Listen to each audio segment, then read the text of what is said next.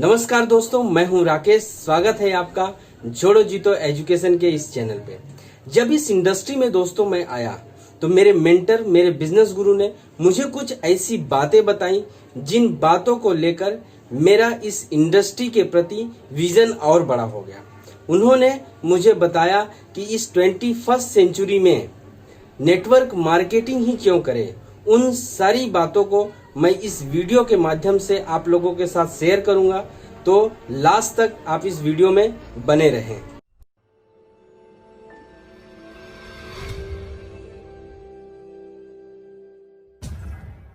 इस इंडस्ट्री में learning and development पे विशेष ध्यान दिया जाता है। जब मेरे मेंटर से मेरी मुलाकात हुई तो उन्होंने कुछ बुक्स मुझे रिकमेंड किया पढ़ने के लिए। उसमें से ये हू स्टोल द अमेरिकन ड्रीम्स, आपका सपना किसने चुराया, इसके ऑथर है मिस्टर बर्क हेजेस। यह इंडस्ट्री के ऊपर बुक लिखते हैं। जब मैंने इस बुक को पढ़ा तो इस बुक के अंदर उन्होंने एक इंडस्ट्री का जिक्र किया था कि 1970s के अंदर एक इंडस्ट्री आई जिसे हम ऑटोमोबाइल इंडस्ट्री के नाम से जानते हैं। इस समय में हम और आप नहीं रहे होंगे, लेकिन हमारे पिताजी, हमारे दादाजी इस समय में थे। इस इंडस्ट्री की जानकारी हो सकता है उनके कानों तक नहीं पहुंची, या तो इसकी सही जानकारी नहीं पहुंच पाई, या फिर अगर जानकारी पहुंची तो उन्होंने इसको नहीं समझा और यह इंडस्ट्री हमारे हाथों से निकल गई। लेकिन जिन जिन लोगों ने इस इंडस्ट्री को उस समय समझा, आज वो पूरी दुनिया के ऊपर राज कर रहे हैं। जैसे आप देख सकते हैं, चाहे आप मारुति की बात कर लें, चाहे आप महिंद्रा की बात कर लें, चाहे आप टाटा मोटर्स की बात कर लें, ऐसे बहुत सारी कंपनियां हैं जो इस ऑटोमोबाइल इंडस्ट्री के अंदर काम कर रही हैं। और यह बहुत ज्यादा समय की पहले की बात नहीं है, 50 साल पहले की ही मैं बात कर रहा हूँ। इसी बुक में उन्होंने और एक इंडस्ट्री के बारे में जिक्र किया था। वह इंडस्ट्री थी आईटी इंडस्ट्री, जिसको इंफॉर्मेशन टेक्नोलॉजी के नाम से जानते हैं। यह सन 90s के दशक में आया। जब यह इंडस्ट्री हमारे हिंदुस्तान में आया तो कई जगहों पर लोगों ने इसका बहुत तेजी से विरोध किया। कई जगहों पे ट्रेनें रोकी गई, बसें जलाई गई। लोगों को ऐसा भ्रम था, ऐसा लगता था कि जब यह कंप्यूटर का समय आएगा हमारे देश में तो यह 10 लोगों का काम अकेले करेगा, जिससे 9 लोग बेरोजगार हो जाएंगे। लेकिन लोगों ने इसे रोक नहीं पाया। आज यह समय के साथ लोगों की जरूरत बन गया। आज आपको लगभग सारे घरों में आपको कंप्यूटर मिलेंगे। कंप्यूटर ने लोगों की जिंदगी आसान कर दिया और आज ऐसा लगता है कि बगैर कंप्यूटर के कोई भी काम संभव नहीं है। दूसरी ओर अगर आज हम देखें, कोई इंसान अगर आज के समय में एक इंटरव्यू में जा रहा है, अगर वो अपने रिज्यूम में अगर कंप्यूटर का नॉलेज अगर मेंशन नहीं करता है तो बहुत मुश्किल है कि उसे कोई नौकरी मिले। और जहां पर कंप्यूटर की जानकारी रखने वाले लोग आज के समय में काम कर रहे हैं, वो महीने के 10 से 15 हजार की सैलरी उठा रहे हैं। लेकिन जिन लोगों ने समय रहते ही उस इंडस्ट्री को समझा, उस इंडस्ट्री में काम किया, आज वो दुनिया पे राज कर रहे हैं। अगर जैसे मैं एग्जाम्पल की बात करूं तो दुनिया का सबसे अमीर आदमी बिल गेट्स, वह इसी सेक्टर से बिलोंग करते थे।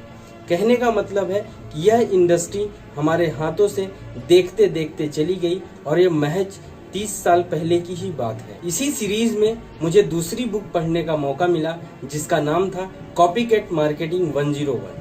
जब मैंने इस बुक को पढ़ा तो इस बुक ने मुझे अंदर से हिला के रख दिया।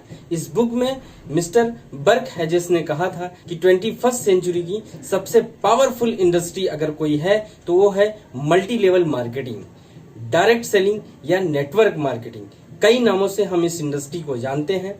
इसी के साथ साथ इस 21st सेंचुरी में और एक इंडस्ट्री पैरेलल काम कर रही है जिसे हम इंश्योरेंस सेक्टर के नाम से जानते हैं। यह सेक्टर आने वाले समय में 500% की ग्रोथ होगी इस सेक्टर के अंदर।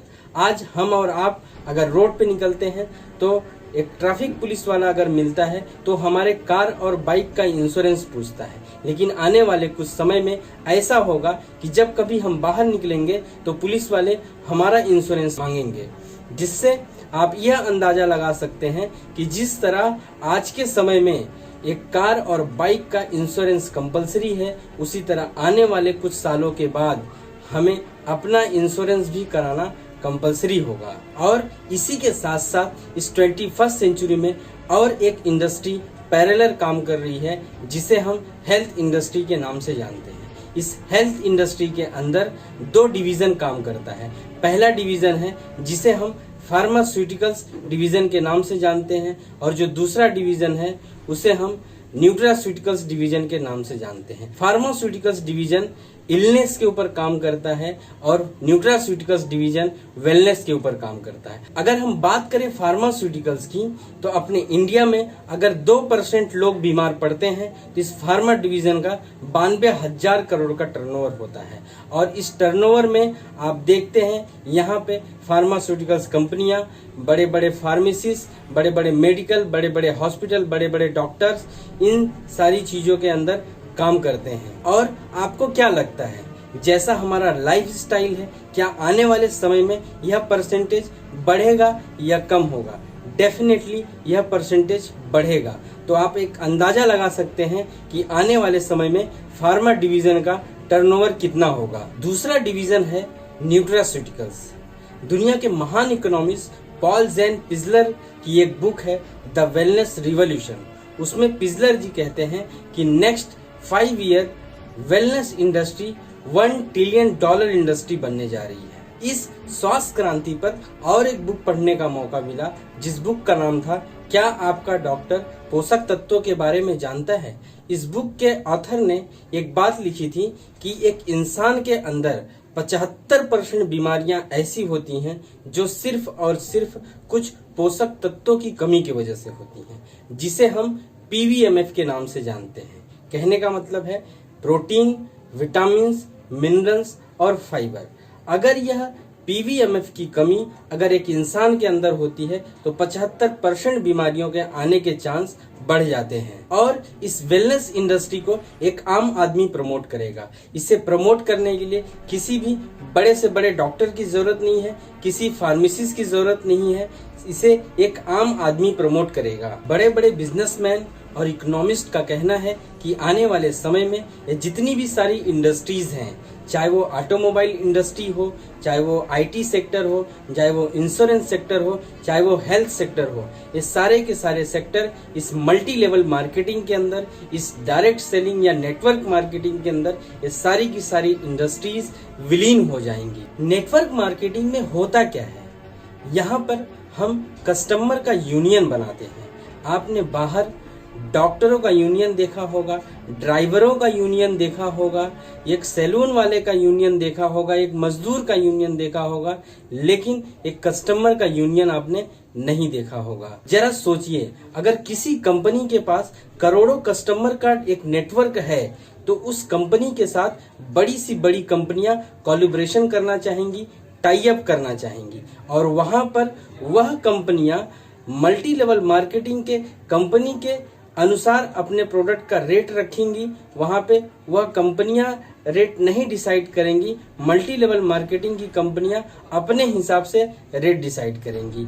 और ऐसी सिचुएशन में बड़ी सी बड़ी कंपनियां जरूर आना चाहेंगी। उसके पीछे कारण क्या है कि किसी भी कंपनी को अपने प्रोडक्ट को सेल करने के लिए एक ह्यूज नेटवर्क की जरूरत होती है। जब ऐसी आने वाले समय में किसी नेटवर्क मार्केटिंग कंपनी के पास ऐसे अगर करोड़ों के ग्राहकों का अगर नेटवर्क है तो वहां पर वह जो अदर कंपनी है वह अपने प्रोडक्ट के एडवर्टाइजमेंट का उसका कॉस्ट बचेगा और एकाएक उसे एक बड़ा टर्नओवर मिलेगा, जिसके वजह से वह कंपनी ऐसे नेटवर्क मार्केटिंग कंपनी के साथ जुड़ना जरूर पसंद करेंगी। तो दोस्तों, अभी आपके पास समय है इस इंडस्ट्री में आके काम करने के लिए। कहीं आप यह मौका भी ना गवा दें। हम नए युग में जी रहे हैं जहां पर हर काम को नए और बेहतर ढंग से करने के नए नए रास्ते खुल रहे हैं। जो विचार फलने फूलने और पनपने के लिए पहले 50 साल से भी ज्यादा का समय लिया करते थे,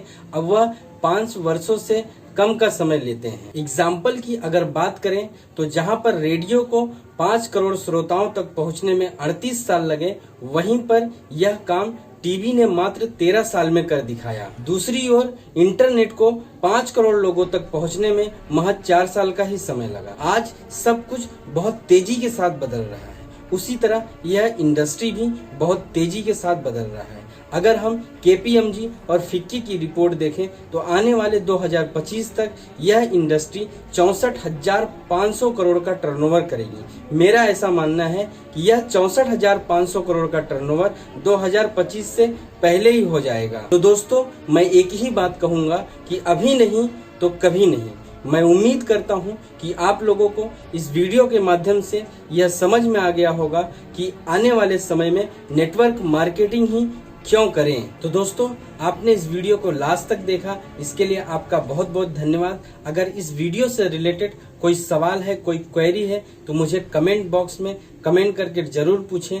अगर आपने अभी तक इस चैनल को सब्सक्राइब नहीं किया है तो जल्द से जल्द सब्सक्राइब करें और साथ ही साथ बेल आइकॉन को दबाना बिल्कुल ना भूलें, ताकि आने वाले समय में नई वीडियो की नोटिफिकेशन आपको मिल सके। मिलते हैं नेक्स्ट वीडियो में, तब तक आप अपना ख्याल रखें। धन्यवाद।